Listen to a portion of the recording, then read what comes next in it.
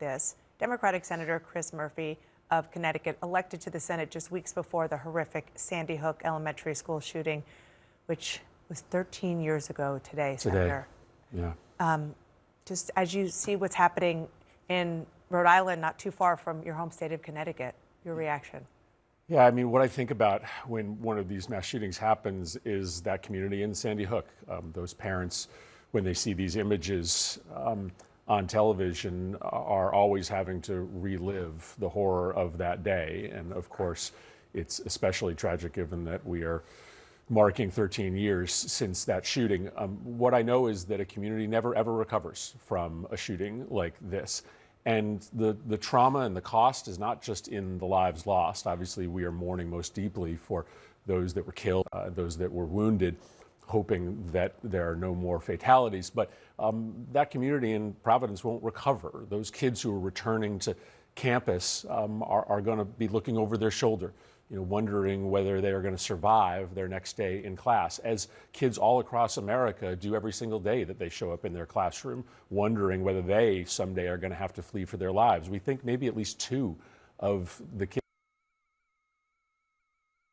a previous shooting when they were in elementary and secondary school. That is just not a reality that we should accept in this nation for our kids. Unfortunately, right now, we don't have the leadership in Washington to do anything to respond to the shooting this weekend. Yeah, well, we haven't had the wherewithal to do anything in Washington we did a little bit a few years ago, but of means for years and years and years. But having said that, Rhode Island has some pretty strict gun laws. They have universal background checks, red flag laws, waiting periods to purchase a gun. So this is about, and we've talked about this, much more than gun violence. It is gun violence, but the laws could be stronger, but they're stronger than other places in Rhode Island. Well, but the laws do make a difference. I mean, if you look at states like Connecticut, Rhode Island, Massachusetts, California that have stronger laws, we have gun violence rates, murder rates, mass shooting rates that are 2 to 3 to 4 times lower than states that have loose gun laws. And many of the weapons that are used in our states for gun crimes come to our states from those states that have an ability for criminals and people with serious mental illness to buy weapons. So what we know is that stronger laws do work. And since we passed that bill in 2022, the first bill in 30 years that strengthens the nation's gun laws, gun violence rates and mass shooting rates have come down in this country.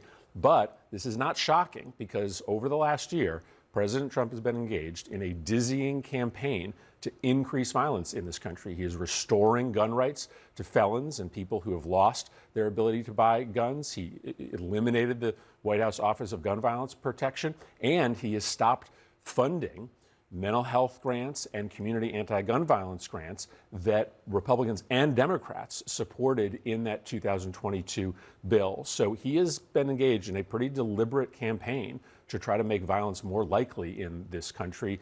And I think you're unfortunately going to see the results of that on the streets of America. That's a pretty big statement. He's in a campaign to make violence more likely? Of course. I mean, he's knowingly restoring gun rights to dangerous people. He is cutting off grants that have bipartisan support to try to interrupt violence in our cities or to try to get necessary mental health resources to families and children in need. The evidence tells you that when you stop funding mental health, when you stop funding community anti-gun violence programs, when you give gun rights back to dangerous people, you are going to have an increase in violence that is knowable and that is foreseeable. This is probably a question I know the answer to, but I have to ask it anyway. There is the climate and then in Washington, and then there is the reality of the conversations I know you and your colleagues have across party lines on Capitol Hill. And it did happen when you worked with John Cornyn, the Republican, and others to make that narrow bill happen a few years ago. Do you think that there is any appetite for any discussion right now? I mean, of course I will try. And, a month or two before we passed that bill in 2022, people would have said, no way. There's no way Democrats and Republicans can come together. But after Uvalde, things changed, and we were able to get a narrow but important agreement. So I will never stop trying to get bipartisan support. But I think it is pretty clear that President Trump and this White House are in the pocket of the gun lobby. I just don't foresee that this White House is going to support anything that would cross the gun industry. And as we know right now, unfortunately, the Republicans in Congress don't ever meaningfully break from this president. So until they get the okay from President Trump to break with the gun lobby, something done are slim. That doesn't mean I won't try. Can we talk about the other aspect? Just want to be clear, we don't know anything about the shooter. We don't know the motive. We don't know specifically the age or anything. But another thing that you have talked extensively about is the epidemic of loneliness and the problems that, in addition to the epidemic of having too many, from your perspective, too many guns on the street, have this cocktail of violence.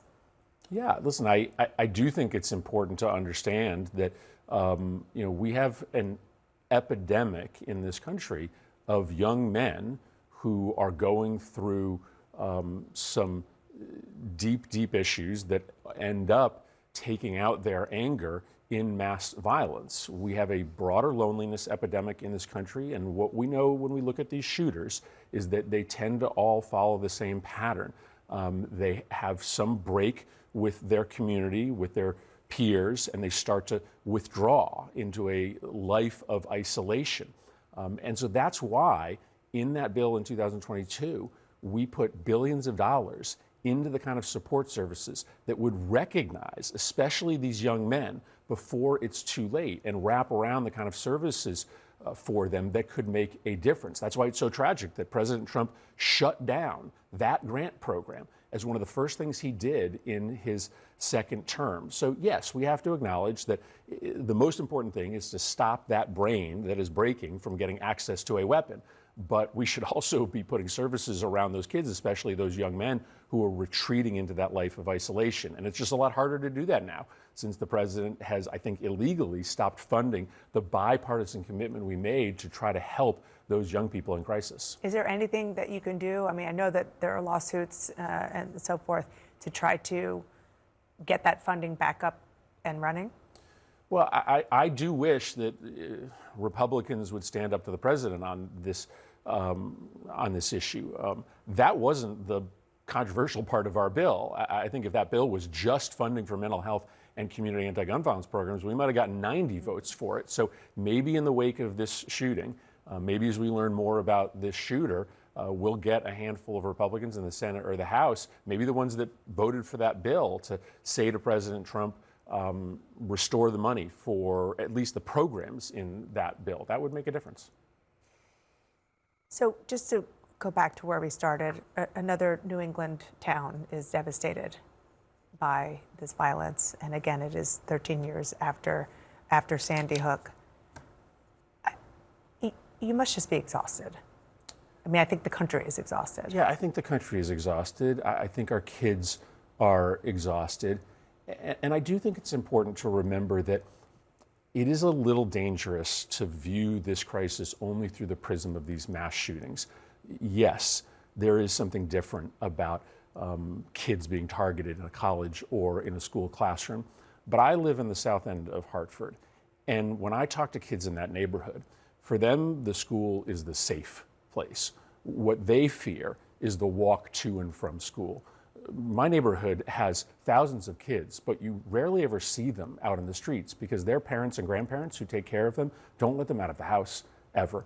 And so what we need to understand is that this choice we've made in this nation to subject our kids to daily exposure to violence is not just about what happens inside the school. For many kids in our violent urban neighborhoods, it's about the trauma that is breaking their brains, that is causing them to be unable to learn because every single day they are fearing for their lives. And every month they have a friend, a cousin, somebody they know that is gunned down in the streets. So it is just important for us, especially on a day like today when we're thinking about mass shootings, to remember that there are kids in this country who are facing that risk of daily street violence every single day.